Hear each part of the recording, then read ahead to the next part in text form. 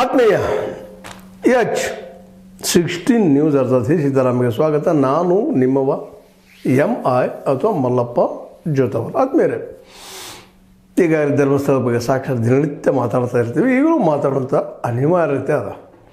ಯಾಕಂದ್ರೆ ಒಂದಿಷ್ಟು ಇವತ್ತು ನಾವು ಮಾತಾಡಬೇಕಾಗಿದ್ದು ವಿಶೇಷವಾಗಿ ಇಬ್ಬರು ಹೆಣ್ಣುಮಕ್ಕಳು ಚಲೋ ಹೋರಾಟ ಮಾಡ್ತಾ ಇದ್ದಾರೆ ಇದರಲ್ಲ.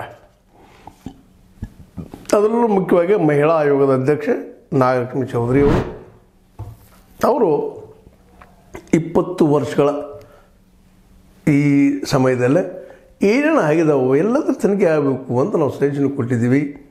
ಆದೇಶದಲ್ಲಿತ್ತು. ಆದರೆ SIT ಕೇವಲ ಈ ನಮ್ಮ ಚಿನ್ನಪ್ಪನ ಹಿಂದಷ್ಟು ಯಾಕೆ ಬಿದ್ದದ, ಅದೊಂದು ಯಾಕೆ ಈ ಒಂದು ಜನಕ್ಕೆ ಹೈರ್ ಮಾಡ್ತದೆ ಅನ್ನೋ ದೃಷ್ಟಿ ಇಟ್ಕೊಂಡು ಈಗ ಲೆಟರ್ ಬರೆದಿದ್ದೀನಿ, ನೋಡಿದ್ರಿ.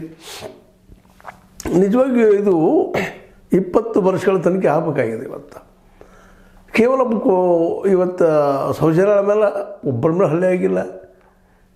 ಅದೇ ಕಾಲಕ್ಕೆ ನಮ್ಮ ಪದ್ಮಾವತಿ ಮೇಲೆ ಒಬ್ಬಕ್ಕೆ ಮೇಲೆ ಆಗಿಲ್ಲ ಹಲ್ಲೆಗಳು ಅಥವಾ ಕೊಲೆಗಳಾಗಿಲ್ಲ, ಅತ್ಯಾಚಾರಗಳಾಗಿಲ್ಲ. ಅನೇಕರು ಇದ್ದಾರೆ, ಭೂಮಿಯನ್ನು ಕಳ್ಕೊಂಡವರು ಅನೇಕರಿದ್ದಾರೆ.